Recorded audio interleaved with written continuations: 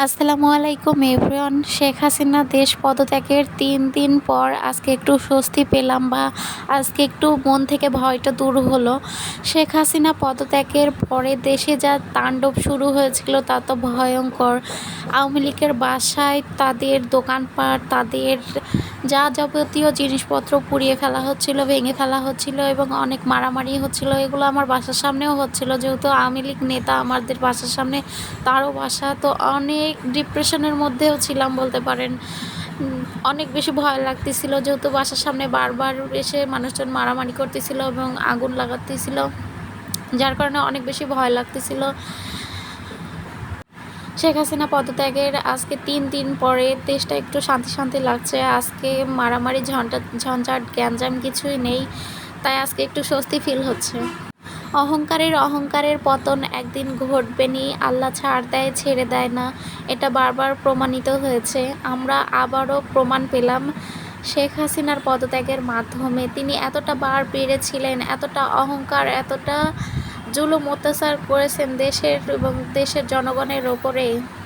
আল্লাহ নমরুদকেও অনেক বেশি ক্ষমতা দিয়েছিলেন, অনেক ক্ষমতাধর ছিলেন তিনি।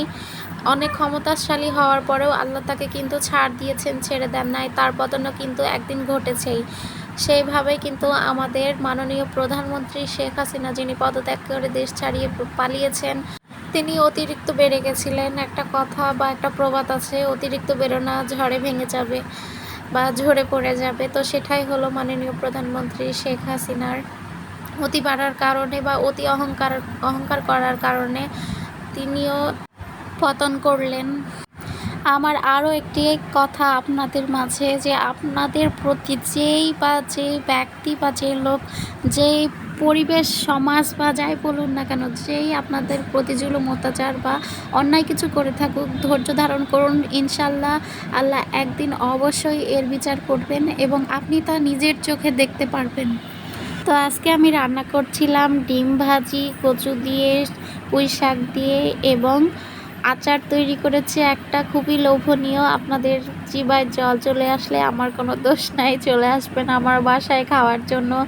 আচারটা দেখে তো আমি যখন তৈরি করতেছিলাম আমারই আর খাওয়ার জন্য তর সইতেছিল না। খুবই মজার, খুবই সুস্বাদু হয়েছিল আচারটা। আমি আচারটা তৈরি করেছিলাম বড়ই, তেঁতুল এবং আম, 3টা উপকরণ একসাথে, এবং আমি এখানে কিছুটা রসুনও, বড় বড় রসুন অ্যাড করেছিলাম, যাতে এটার টেস্টটা আরও দ্বিগুণ বেড়ে যায়। আলহামদুলিল্লাহ, মাশাল্লাহ, যেটাই বলেন না কেন, এত লোভনীয়, এত টেস্টি হয়েছিল আচারটা বলার মতো না। এরকম আচার যদি বাসায় থাকে তো কয়েকদিন লাগে বা কয়েক সেকেন্ড লাগে আমার উধাও করে দিতে।